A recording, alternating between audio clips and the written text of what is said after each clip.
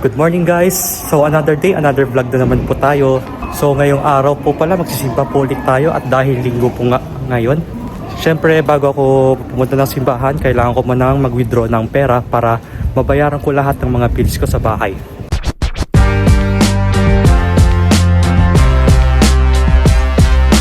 Para syempre hindi tayo lumagpas sa due date at hindi tayo magkaroon ng bad record kumbaga, 'di ba?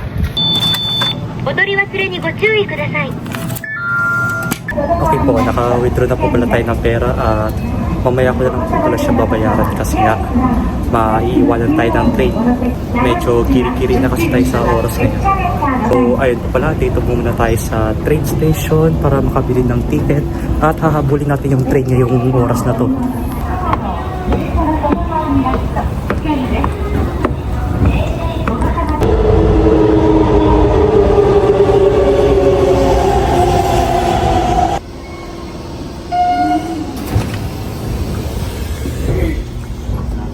So ayun nga po, nakababa na ako ng train at nakapagbayad na rin ako ng mga bills ko. Ito po siya guys. Ito yung mga binayaran ko kanina. Bali ano po ito guys, bill po ng tubig ito at yung bill ng aking phone.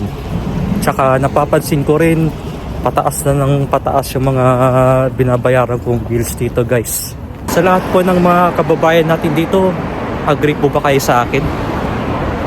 Ayun, so anyways, naglalakad na po ako pupuntang simbahan at update ko na lang po kayo ulit.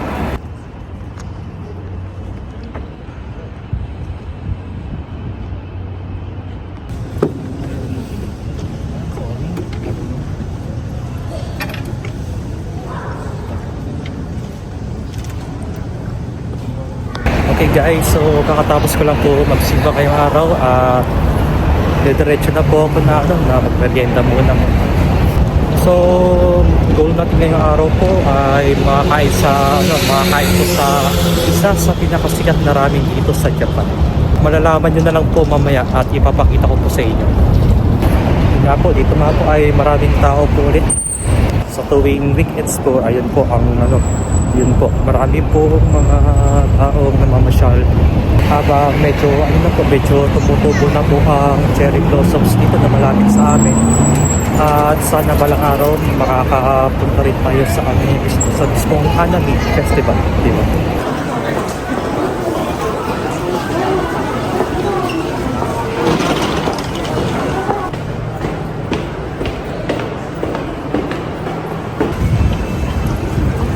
Okay guys, naglalakad na po ako dito ngayon papunta sa isang ramen shop kung saan ito ay yung pinakasikat na ramen shop dito sa Japan at dinudumog ito ng mga turista. Alam nyo guys, dito nga pala ako ngayon sa Dotonbori. Sa tuwing weekends, ang dami pong mga tao dito. Halos mahirap pong maglakad dito ngayong araw po. Dahil sa sobrang dami naman ng tao, siksikan pa po na para tayong mga sardinas dito. Ito po yung isa sa kilalang tourist spots dito sa Japan guys, ang Dotonbori.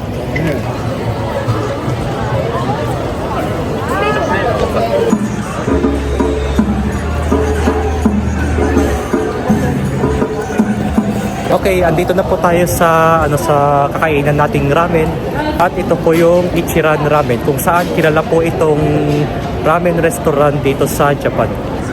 So ito po yung restaurant na kakainan natin ngayong araw guys. Ayan po. Open po siya 24 hours. Ito po. Ito po yung entrance.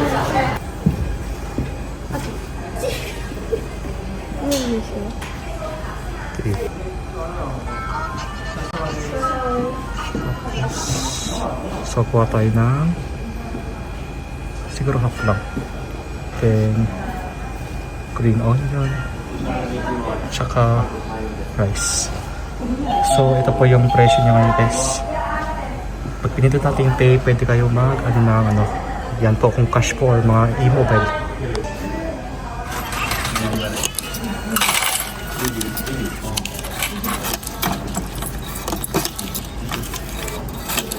Yung baso po natin, yan. Ang maganda po kasi dito guys, pwede kayong mag-select ng flavor na gusto nyo. Ito po garlic, kuha tayo medyo. Ang green onion, syempre kuha tayo parehas. Chashu, ibig sabihin po ng sliced pork, ito po. Kuha na tayo tapos Kung gusto nyo ng anghang, siguro may ano po option dyan. So kukuha tayo ng kalahati muna. Tapos yung texture ng noodles kung ano po firm, medium or soft. So kuha tayo ng medium. So ito po.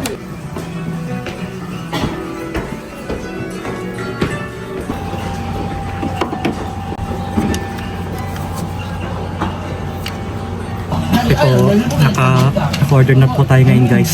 Ang maganda po dito, kayo mismo yung mag-order kung anong flavor na gusto nyo or kung ano yung type ng noodles na gusto nyo, tsaka yung anghang din. Kaya yun po yung maganda dito sa Ichiran Ramen. Kayo po yung mamimili ng ng mismo yung order. Naka dito po, meron po silang mga papel dito kung saan kung gusto nyo magpa-add or ano pag may kulang kayo, eto lang po. Susulatan nyo lang po ito at may ballpen naman po siya dito. At meron din po silang yung mga ganyan na kung for the guidance lang po yun. So meron din po silang portable na water dito. Tapos bali pupush nyo lang po ito para lumabas yung tubig. At sa mga yung mga extra noodles, bibigyan po kayo ng ganito. Saka nyo siya ilalagay dito para kunin nila. Bali yan, pwede po kayo mag-isa dito. Meron pong mga dito, mga cover. Kaya ang maganda po dito is may privacy po kayo na kumakain dito sa Ichiran. So andito lang po yung mga guys, mga instructions. Ito po. Yan po sa mga nag-apply ng trabaho or mga part-time jobs, andito lang po. So maganda yun po. Maganda po yung mga ambience dito.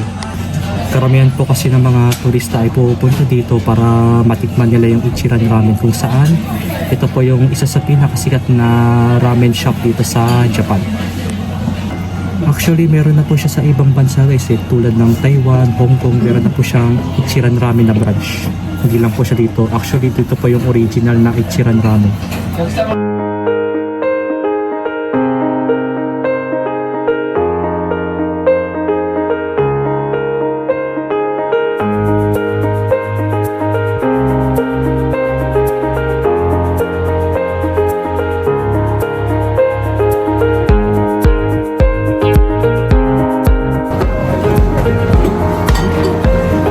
Nating sabaw. Sarap.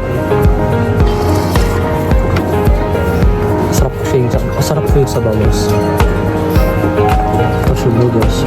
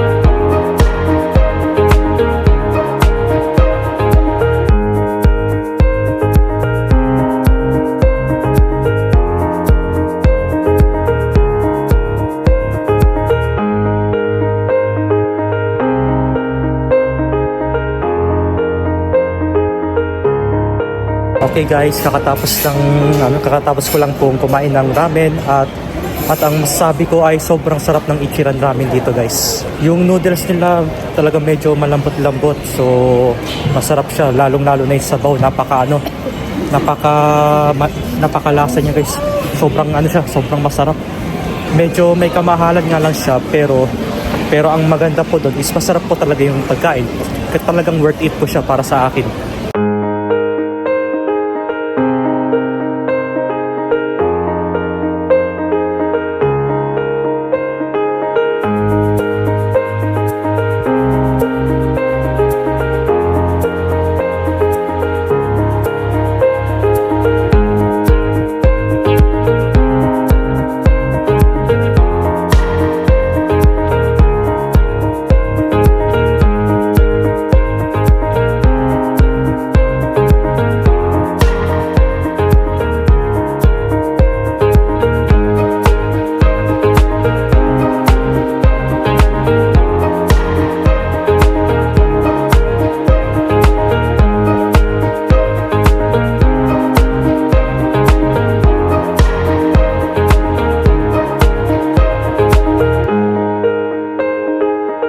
Tsaka kanina nanggaling nga pala ako sa isang souvenir shop para makatingin ng mga pasalubong. Tsaka yung souvenir shop na yun ay marami kayong pagpipilian, hindi lang mga keychains tulad ng mga damit, mga sombrero at marami pang iba. Kaya maganda bumili ng mga pasalubong doon, guys. Kasi ang maganda doon, marami kayong mga choices na pagpipilian.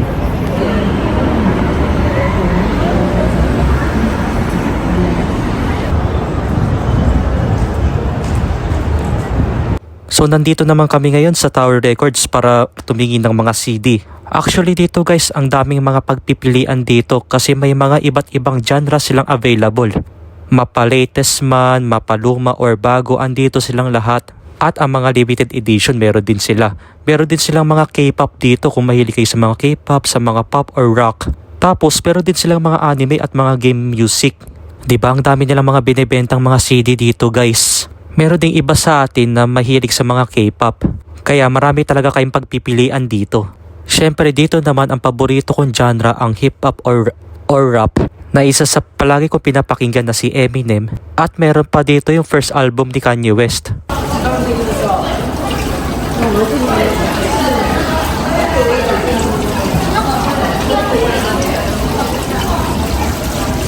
A few moments later. So ayun po, nakauwi na pala ako sa bahay namin ngayon. Tapos na ulit po ang isang araw na pagbablog natin. Nag-enjoy naman po ako sa pagbablog ko ngayong araw at sana po nag-enjoy rin po kayo sa panonood.